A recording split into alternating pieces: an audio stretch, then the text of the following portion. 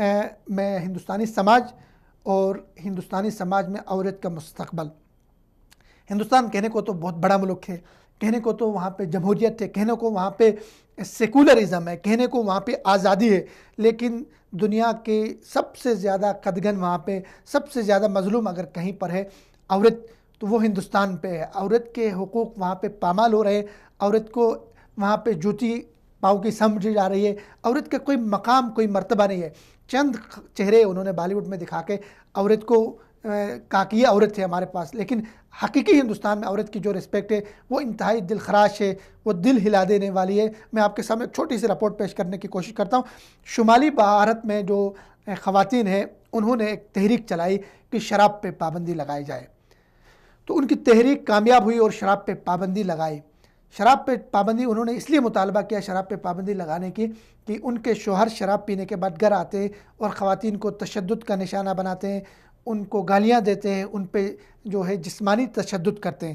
10 کروڑ لوگ، 10 کروڑ ایسے شوہر تھے شمالی ہندوستان میں جو اس طرح کے جرائم کا ارتکاب کرتے تھے کہ اس شراب پینے کے عمل کے ذریعے. لیکن شراب پہ پابندی کے بعد ان جرائم میں کمی آئی ہے، لیکن اس ہندوستان میں دنیا کے آپ اگر ایک طرف اعداد و شمار اٹھا کے دیکھیں تو ہندوستان میں جس طرح عورت مظلوم ہے کہیں اور نہیں ہے. آپ کو یہ میں بتاتے چلو کہ جو گینگ ریپ ہوتے ہیں وہ سب سے زیادہ دنیا میں گینگ ریپ عورت کا وہ ہندوستان میں ہوتے ہیں. میں آپ کو چھوٹی سی ایک وہ رپورٹ پیش کرتا ہوں کہ 16 دسمبر 2012 کو انڈیا میں چلتی بس کے اندر نربیہ نامی طالبہ کا گینگ ریپ ہوا 2012 کو. اس کے بعد 1 ستمبر 2016 ہریانہ کے میوات ضلع میں 2 مسلمان خواتین کو اجتماعی ریپ کا نشانہ بنایا گیا.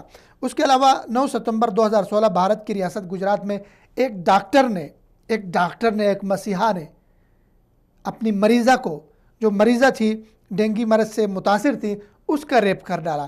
اس کے بعد 20 فروری 2017 کو ریاست کیرالہ میں ایک فلمی اداکارہ کو اس کی گاڑی روک کے کچھ لوگوں نے ان کو 2 گھنٹے تک ریپ کا نشانہ بنایا. اس کے علاوہ ریاست کیرالہ میں ہی 20 مئی 2017 کو ایک 22 سالہ طالبہ کے گھر میں ایک پنڈت گھس گیا، ان کے جو مذہبی پیشوا ہے وہ گھس کے اس کو ریپ کر لیا اس طالبہ کا. اس کے بعد اس طالبہ نے اٹھ کے چھری لیا اور اس کے عضو کو کاٹ ڈالا. اس کے بعد 25 مئی 2017 کو دلی کے قریب مسلح افراد نے گاڑی میں سفر کرنے والی ایک خاندان کی 4 خواتین کو ریپ کا نشانہ بنایا. گاڑی میں 4 خواتین سفر کر رہی تھی، ایک ہی خاندان کی آپس میں رشتہ دار تھی، ان کو ریپ کا نشانہ بنایا اور ساتھ میں ان کے جو سربراہ تھے گھر کے اس کو قتل کر ڈالا. اسی طرح اگر آپ لونڈیوں کی تعداد، آپ کو یقین نہیں آ گیا اس دور میں، آج کے دور میں ہندوستان میں اگر تعداد اٹھا کے دیکھیں عورتوں کی، 2 کروڑ ایسی عورتیں ہیں جو جسم فروشی کا دھندا کرتی ہیں.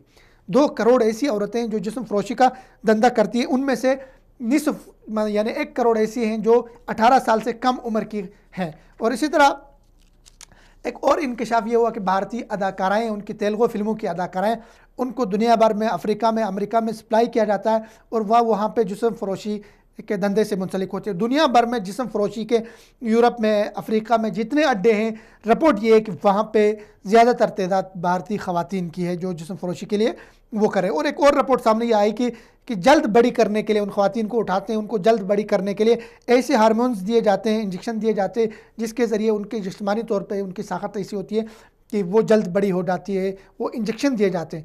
تو یہ گھناؤنا کام، یہ گینگ ریپ، اس طرح کی چیزیں ہمارے ہمسائے میں ہو رہی ہیں، بھارت میں ہو رہی ہے. جو ہمارا ہمسائے، عورت کا استحصال ہو رہا ہے، عورت کو پاؤں کی جوتی سے کمتر سمجھا جاتا ہے. اور 2 کروڑ عورتیں ایسی ہیں جو جسم فروشی کے دھندے سے وابستہ. ان میں سے بہت ساری عورتیں ایسی ہیں، ان کی صرف ایک شہر ہے، سیاحتی شہر ہے بھارت کا، گوا اس کا نام ہے، اور وہاں پہ گوا میں 70,000 طوائفیں وہاں کے ہوٹلز میں ہے. باہر سے آنے والوں کا دل بہلاتی ہے، جسم فروشی کا دھندا کر رہی ہے.